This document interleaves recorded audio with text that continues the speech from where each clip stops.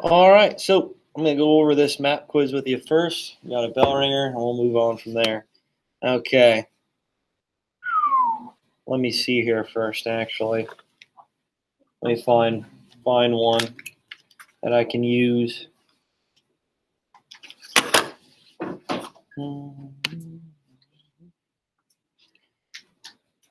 Alyssa, is it right if I use yours? Yeah. Okay, cool. All right, so we all know the Allied powers as of 1939, pretty much just France and Great Britain. Okay. I guess you could have said Poland, whatever, but I only gave you a short list, so there was no confusion there. Okay, and we all know the USSR wasn't involved just yet as they signed that non-aggression pact, and America's not yet involved with World War II. Lance, you got that? Are you playing a game over there? Oh, okay. All right. So the Axis powers, we have Germany, Japan, and Italy, 1940. Japan will jump in 1940, but as of 1939, it's just really Germany and Italy.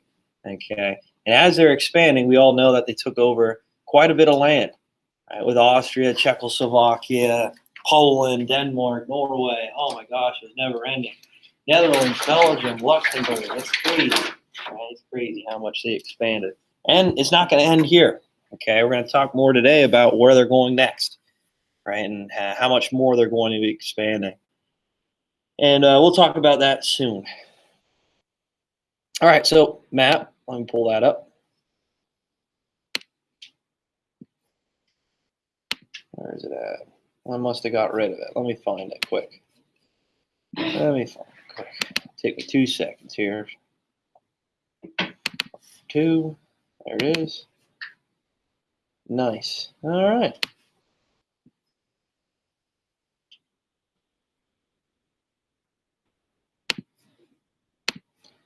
Okay, so number 1, we have Great Britain. Okay, Great Britain, the island up above France, across the English Channel. Okay, we all know where that's located.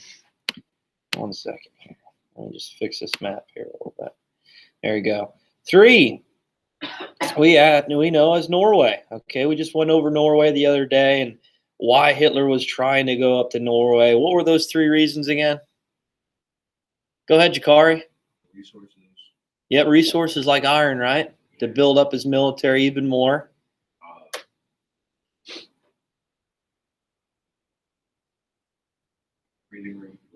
Lebensraum, yep. So that one's always with it. Yep, good job. Yeah, naval bases, right? To have an advantage up here in the North Sea against Great Britain. All right, good. 6, we got Poland. All right, Poland. Poor Poland, smack dab in the middle between 2 angry, hungry dogs. Okay, we know Germany right here, and then the USSR on the other side. And how that was created, at the end of World War I of the Treaty of Versailles. So Poland, oh no, they're sandwiched between 2 dominant powers here in Europe. 7, we know is Germany. Okay, Germany. That's where their borders were restricted in 1918. That's kind of what it looked like. Right before, obviously, they kind of expanded out into here, pretty much all where half of Poland was.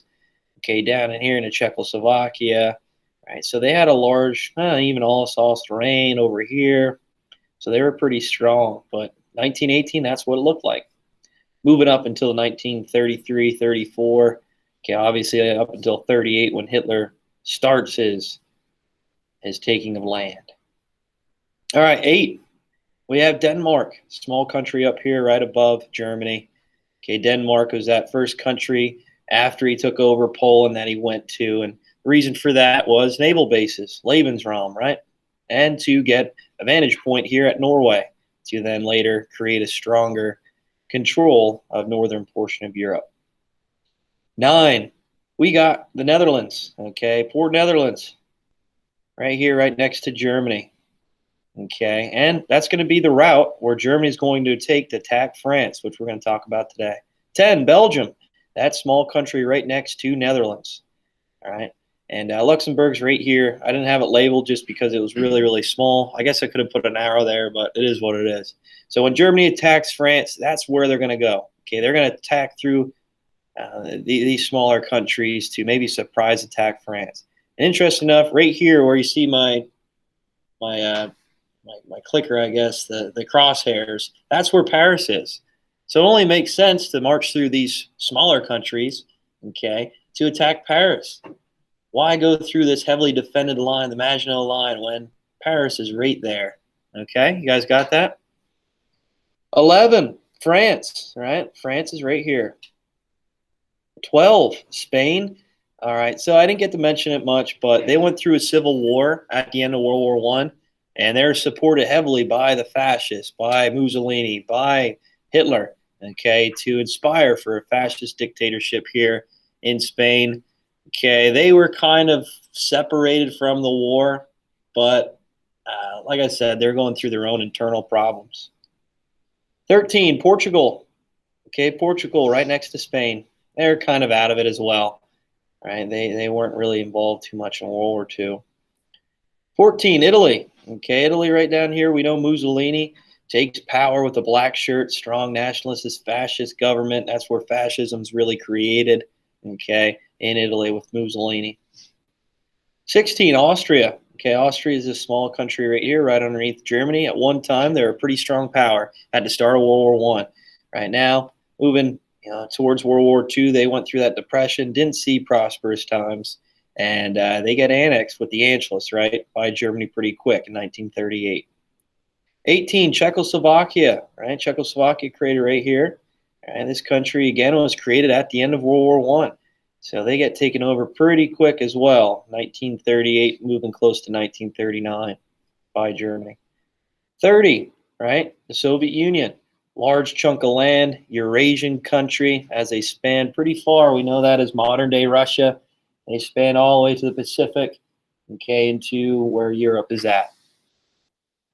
Large country. Bodies of water. Okay, with we have the Atlantic Ocean. Right, we're going to talk about this Atlantic convoy and how the United States, it's up to them to try to help the Allied powers out in Europe. Okay, they're going to have to supply armaments, troops, soldiers all the way across the Atlantic to Great Britain to maybe break that stronghold, this Western Front. Okay, this Atlantic wall that Germany's going to have established. All right, and we'll talk about that more when we get to that part, but it's going to be hard to do. Why do you think it's going to be hard for America to travel across that Atlantic Ocean? Other than, yeah, distance. Distance is far. But why else? Why else? What's a big threat, I guess you could say, for the United States as they travel across that Atlantic Ocean? Same thing with World War I. I know we talked about it a lot with World War I. What was I guess you could say, something that was going to be a challenge for the Atlantic fleet, for these ships, these supply ships to come across the Atlantic Ocean? Go ahead, Lance. German U-boats. Yeah, the German U-boats. And what are U-boats again? Submarines. Okay, good. Good job. So Germany had these U-boats again, right? It's very similar to what we saw and talked about with World War I. These submarines would take down a lot of merchant ships, transport ships, supply ships, battleships, you name it. Okay, coming to Great Britain. All right, again, we'll talk more about that in probably Friday. All right, B, the North Sea. Okay, we mentioned that a lot yesterday and Monday, and how that was a target for Germany when they're going to look to maybe invade Great Britain. Okay, obviously we know they traveled to Norway, Denmark. They're establishing a lot of naval bases right there in the North Sea, because we all know Great Britain had this strong navy, right? C, the Baltic Sea, right? That's right underneath Sweden. Okay, Finland's right up here. I didn't have that as a labeled country for you guys. And then right next to the Soviet Union and Poland. Okay, so that's where the Baltic Sea is. There is going to be a lot of transport ships coming in from America to the Soviet Union here as well. But it's going to be hard to travel that, obviously, because of the U-boats. Germany has a lot of naval bases here. Right, so they're going to prevent any type of supplies coming into the Soviet Union from America, right? All right. Also, it's really cold up there. It's really cold. It's going to be hard to travel across this, thick ice. D, Mediterranean Sea, right down here. Okay, we're going to mention a little bit more about how the United States is going to attack the soft underbelly of the Axis powers. You kind of know where that's going to be.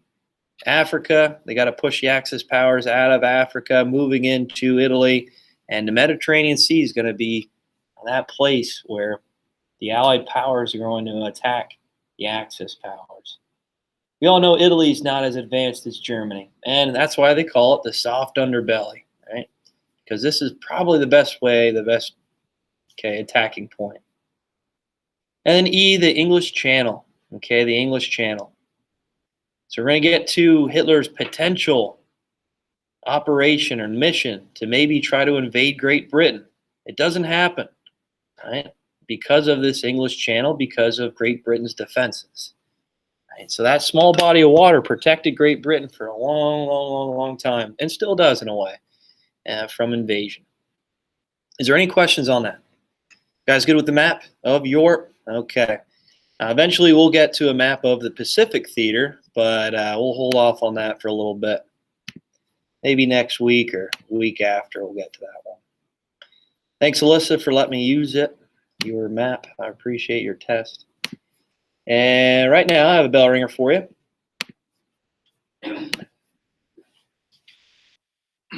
Okay, so we left off Germany looking towards taking over these lower countries. Okay, he took over Norway and Denmark pretty easily. Yeah, he lost some resources. Yeah, he lost some men. But for the most part, he caught the Allied powers by surprise. All right, next thing, he's going to look to attack France, right? Before he got there, obviously, marched through Belgium and Netherlands. Took those over pretty easily. And that would be the attacking point to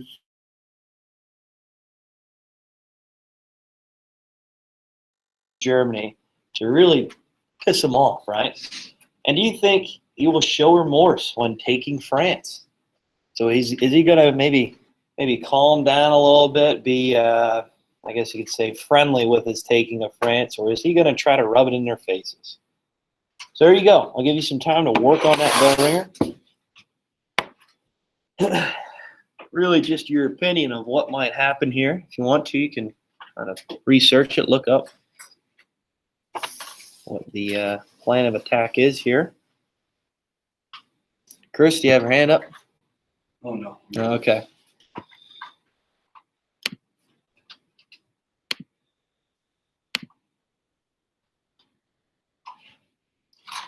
Oh, Angel joined in. Nice. Good. Good.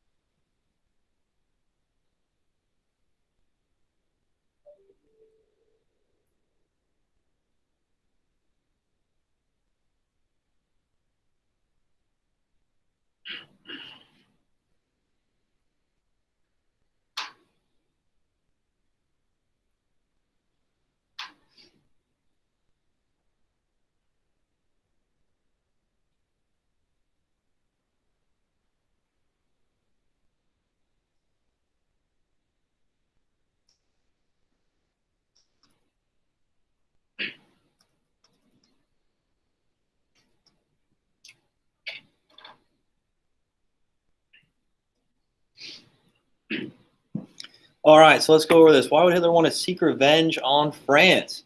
Do you think he will show remorse when taking France? Okay, so this is kind of self-explanatory. Why would Hitler want to look to take over France? Why would he want to seek revenge so bad? Chris, what do you think? He wants to seek revenge on France after the Treaty of Versailles. France wanted to burden Germany and make sure that they had a lot of consequences. So Yeah. Hitler wants to back it.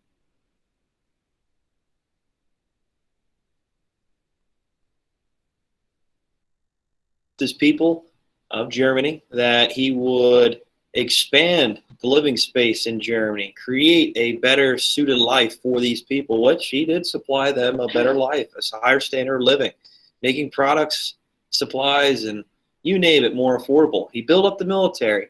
He's expanded his empire for the people. Okay, his Lebensraum. And now he's going to seek revenge on France because the Treaty of Versailles. We all know the Treaty of Versailles pushed Germany into this depression. Right, Jakari? You ain't watching video, are you? Okay. Yeah, we all know that France pitted Germany into this depression. And we know that he wanted to try to seek revenge. And he's going to do this to a point where he's going to throw salt in the open wound. Right? He's going to really get back at France in a way that is shocking to many and the rest of the world.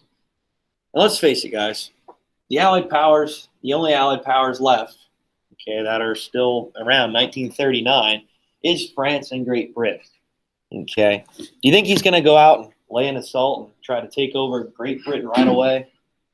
No. Why would it be easier to take over France? Why do you think? Zerby, why do you think it would be a lot easier for Germany to just take over France rather than Great Britain right away? Yeah, it's plain and simple, right? You don't have to travel across the English Channel. Okay, sending troops across water is very difficult to do, especially when you're going up against the strongest navy in the world. So France, let's just take them over. And what tactic do you think he's going to use to do this? What? Blitzkrieg, yep, Blitzkrieg. Remember lightning warfare, okay? And he's going to do that within 6 weeks. That's it. 6 weeks. It doesn't take too long. A little bit over a month. It's crazy. It's crazy. So we all know Franco-Prussian War. Okay, Germany probably could have beat France in that war, but they held off. They stopped.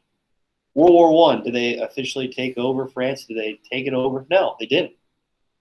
So for Hitler to come in, take over France within 6 weeks and really expand their power all into eastern portion of Europe with Poland, Czechoslovakia, Austria, up into Norway, Denmark, and now their arch nemesis, France, for him to take it over in 6 weeks. Wow. So what do you think the German nationalism is going to be? How do you think the people of Germany is going to feel about Hitler? What do you think, Les? What's that? They're going to be pumped up. Yeah, they're going to be psyched. They're going to be pumped up. Exactly. And that's another reason why these people viewed him almost as a god, okay, in Germany. All right, so we're going to talk more about that today. Okay. I had some terms for you, but let me see. I don't have them listed here. That's okay. We'll go over them in the notes. I'll tell you what to write down then. Important terms as we go through this.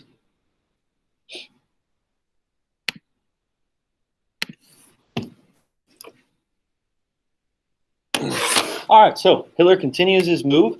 We all know that he took over Denmark, okay, Norway. He moved into the Netherlands, Belgium, and Luxembourg pretty quick and swiftly with that blitzkrieg attack. So I already went over that with you guys. All right, next thing, he had to turn to France. We all know that Germany is going to look to seek revenge against France, right? Especially from that Treaty of Versailles.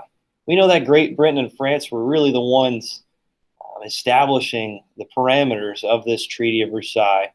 And America kind of held off, right? A big reason is because they didn't join the League of Nations. Big reason because many Americans wanted to stay isolated, stay out of European affairs. There's no reason why the United States should get involved anymore. So with that being said, France and Great Britain kind of ran the show, and they really burdened Germany with this treaty. And now that Hitler has a strong military, now that Germany is becoming the most dominant country in the world, once again, with the strongest military and using blitzkrieg tactics, it almost seemed that they're unstoppable.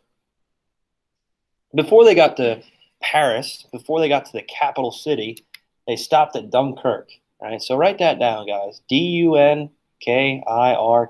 Dunkirk. All right, so with Dunkirk is this beach right at the northern portion of France. Okay, so if you want to put that parentheses behind Dunkirk, please do. So Dunkirk is right there at the top portion of France. It's right next to Belgian border. Okay. So France has been praying to Great Britain since Germany has expanded into Norway, into Denmark. When they took over Poland, hey, you have to send over troops. They're coming for us next. Right? And we all know that France knew that they're coming for them next because they signed that non-aggression pact with the Soviet Union.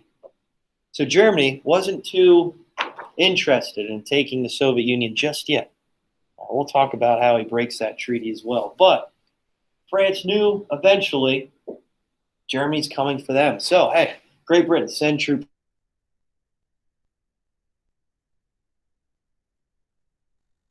Too much, right? We're off out in the middle of the North Sea. For them to travel to us, not likely to happen. So, in a last-ditch effort, as Hitler's marching into Belgium, marching into Netherlands, it was almost too little too late for Great Britain. But they decided to send troops over, around 400,000 troops, to this beachhead of Dunkirk. And we all know that Germany used blitzkrieg's attacks, right, to advance into northern France. Just like that, not long at all. And it was to a point where these soldiers were pretty much stranded on this beachhead. So as they landed, as these troops got off and they're stranded on the beach, Germany was right there. They met them right there at the beachhead. Well, that being said, many of the battleships were too preoccupied with the Luftwaffe in the English Channel. With that being said, many of the battleships had to try to protect themselves from German bombardments on the cities in England. So as the battleships left, they didn't come back. They didn't come back at all. So these soldiers were sitting there pretty much waiting to get mopped up. waiting for Germany to later take the whole beach and really dispose of these 400,000 troops that are stranded on the beach. Luckily, that didn't happen though. For some reason, Hitler decided to pump the brakes on his advancement. So as these soldiers were stranded on the beach, Hitler said, just hold off. We expanded far too much within about a year or two. Right? So 1939, this is into 1940, not even really a year, maybe a little bit more than a year. Okay. Hitler decided to stop his advancement. The reasons for that is because once you stretch out over a large portion of land, you have to defend it, right? You have to resupply these supply lines. You have to make sure that the supply lines are running effectively. And if you outstretch yourself, there's a good possibility that you might become too weak, right? And if there's an opposition that does come in, they could push you back because you're not defended there. You don't have the barricades, the bunkers, the supplies, the armaments, the troops there to protect yourself. It's kind of what happened to the Roman Empire, right? They got so far expanding, they expanded so far, and they really didn't have the defenses to support and maybe defend themselves from an opposition. All right, so Hitler stopped, okay? And all these troops were stranded there on the beach. Were just like, well, we're about ready to get killed. These great British, these British troops, even French troops, were stranded on the beach, and they're like, well, this is hopeless. We're like sitting ducks here. Eventually, they're going to take us out, okay? And the Luftwaffe actually did drop some bombs on many of these soldiers that were stranded out on the beach. There was nowhere to hide for them, okay? They had nowhere to go. That being said, Winston Churchill comes to be the Prime Minister in England. So write his name down as well. So Winston Churchill, the Prime Minister of England.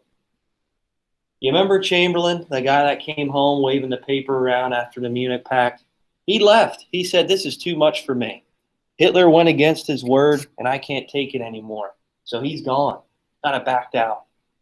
So England needed someone to take power, take this reins, I guess you could say, is take the name of Prime Minister during this time of the darkest hour for Great Britain. And Winston Churchill's the man to do it. Can you imagine that, taking power then? Oh my gosh, right when you know that the hungry wolf of Germany is about ready to take you over. Very daring, and this man was very strong. So, Churchill's first pretty much tactic as prime minister, and his ability was he didn't have too much to do. He didn't have too much on his side. So he really reached out to the people as more of a moral support. He said, hey guys, we're not going to give up. We're not going to surrender to Germany. Our island, our country has been the most powerful country for hundreds of years, and we're not giving up just this easy. And he actually gained the support of the people. Many of the citizens, which we're going to talk about more tomorrow with the British attacks, the German attacks on the mainland of England, he really is just more of a moral support. He said, we're not giving up. We're going to keep calm and carry on, and we're not going to ever surrender. And many of the citizens in Great Britain supported that and really showed that they had their trust in Winston Churchill.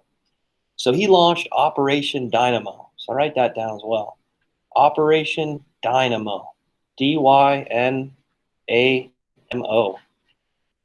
So Operation Dynamo, because there was nowhere to turn, because his Navy was preoccupied with the U-boats in the North Sea and the Luftwaffe, okay, alongside the border of Great Britain, he decided, well, let's get the civilians involved with this war.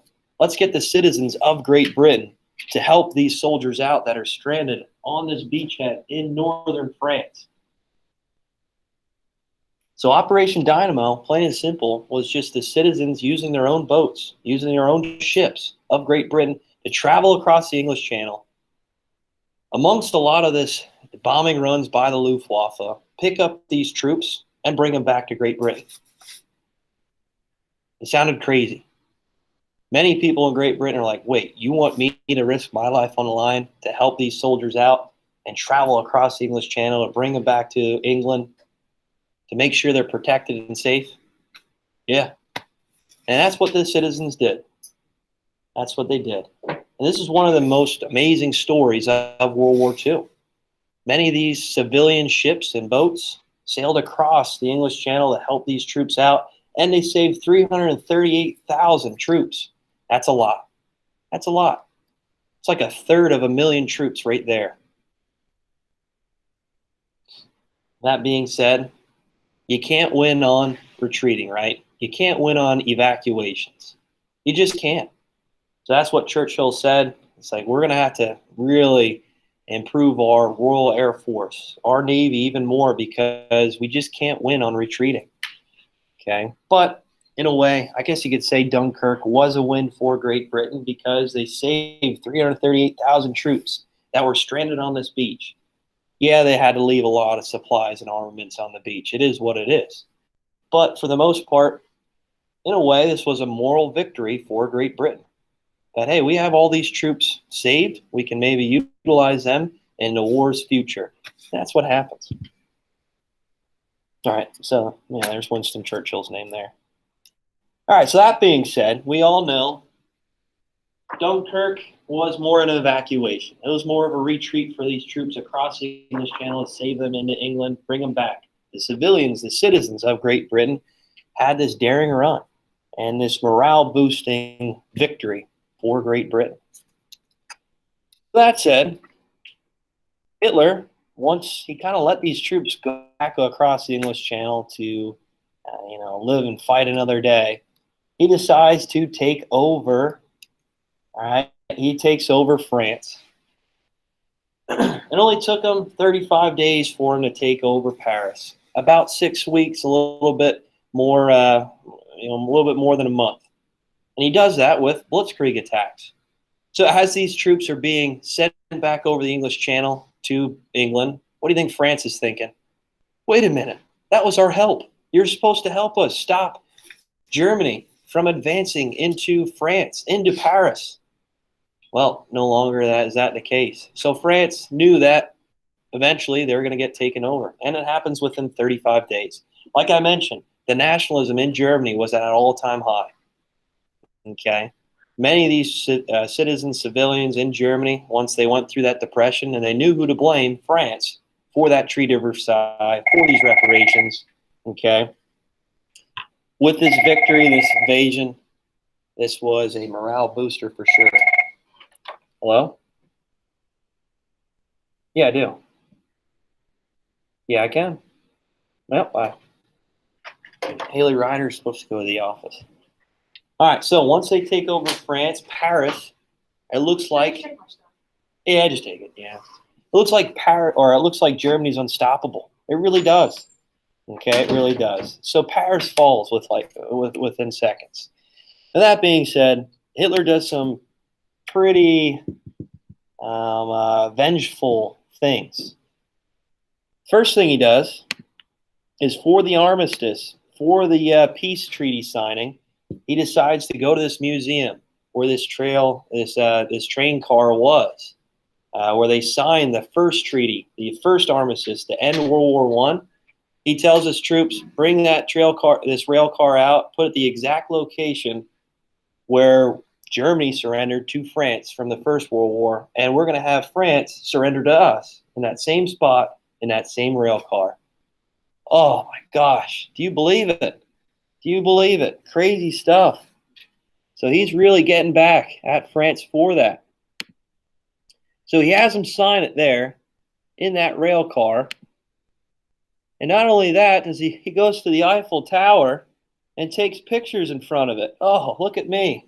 Look at me in front of the Eiffel Tower. Yep, France surrendered to us, our arch enemy, our arch rival, and I'm going to pose right in front of their symbol of peace, their symbol of freedom.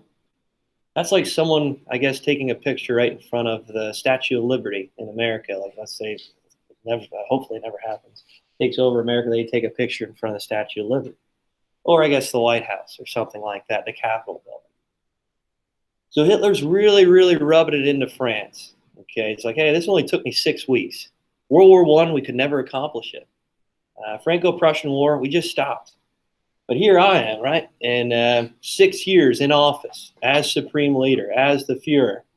And I take over our biggest enemy. This is easy, right? No problem. So the German nationalism, as he comes home, people are having parades. They're jumping up in the air. It looks like this man is a god to the German people. And he set out to get back at France, to raise the standard of living for the German people, expand the military. And did he do all those things?